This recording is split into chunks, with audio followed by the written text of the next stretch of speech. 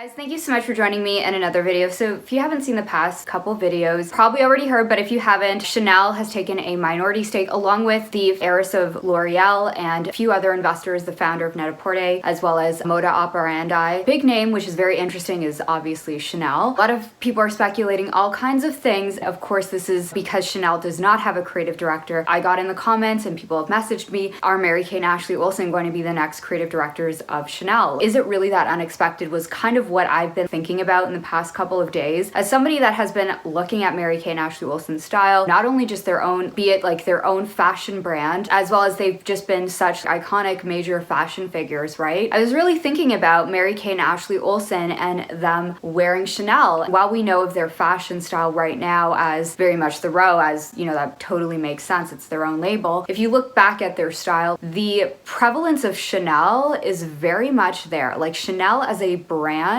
is so present in their style, and I forget the quote, it's somewhere out there. They stated somewhere that they were inspired by the work of Chanel as well as Yohji Yamamoto, Rei Kawakubo as being like great inspirations, and it's definitely present. You see the opulence of Chanel, but also kind of that like frank femininity is like how I'm going to describe it, as well as we think about a designer like Yohji Yamamoto, the blacks, the experimental cuts and silhouettes, but they took obviously a more minimal direction with the row. Back to Chanel here, I do think Chanel as a brand has been a major inspiration for not only their own personal style, but as sort of like a inspiration point for their own brand. And I think that sounds really strange because I think of the way we look at Chanel in recent years, sort of the direction the brand has taken does not seem in any way related to the row whatsoever. If we go back to some of the core principles of Chanel, I would actually say that while I don't think the row is aesthetically in any way really similar to what we think of Chanel as, I think they share a lot of similar principles, but in very different ways. And I thought in this video we would talk about specifically the handbags that Mary-Kate and Ashley Olsen wore. And I think what's so interesting is you see them wearing Chanel quite heavily around the time that they really started building their brand, as well as later on when they started making their own handbags. Almost exclusively they would be wearing the row, other brands as well, but often it was the row. But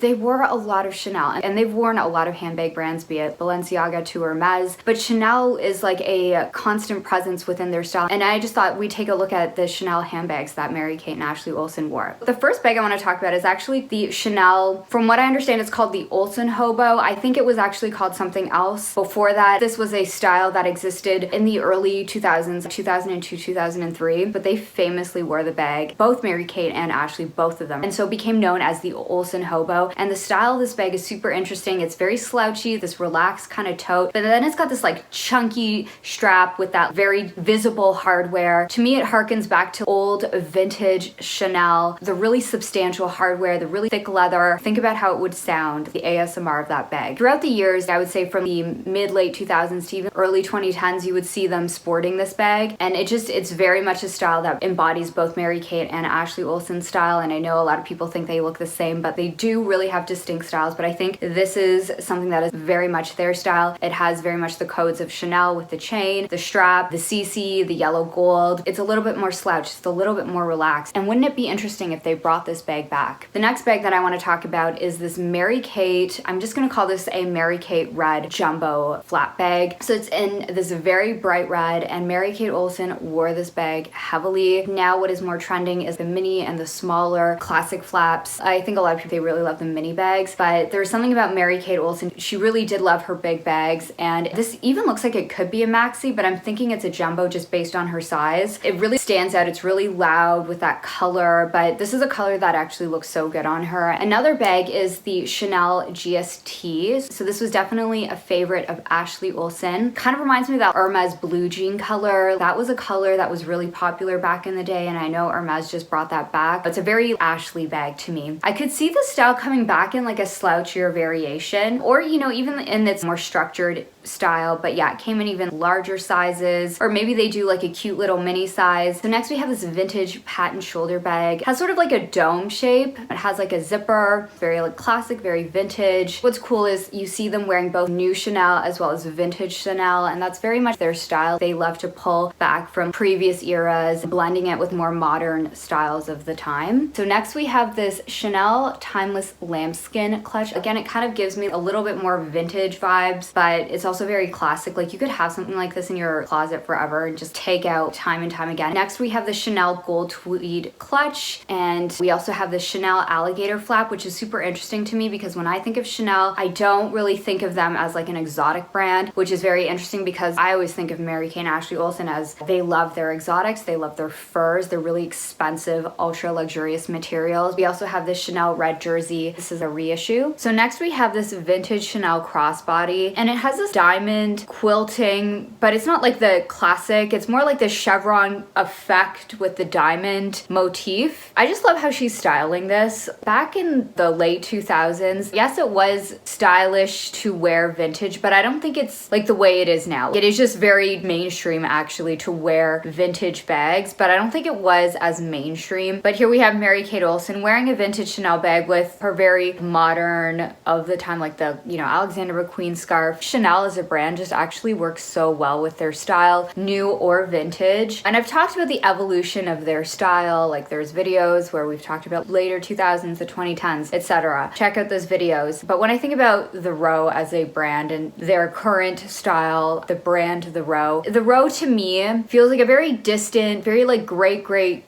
grandchild of the Row. And I think this overall speaks to the legacy of Chanel on so many levels. I think Chanel has inspired so many designers for so many generations. And even just with so many collections today, I feel like this Chanel look is still very prevalent in fashion. Even when I just look at Miu Miu or Balmain, I just see Chanel there. But I also think Chanel in a totally different direction, in a less obvious aesthetic way. I don't think the lineage is as direct, or the aesthetic interpretation is as direct. And I think when we look at Mary-Kate and Ashley Olsen, if we look at New York designers from Donna Karan to Zoran, I definitely think there's inspiration there. There is that American practicality, that focus on separates. And of course, with Mary-Kate and Ashley Olsen, I do think there's a little bit of a touch of Yohji Yamamoto, a Rei Kawakubo. But I do think the presence of Chanel, when I look at their fashion, look at what they were wearing during the kind of early years that they started the Row. And while we know today the Row is this extremely minimalistic brand, I do think there is something about elegance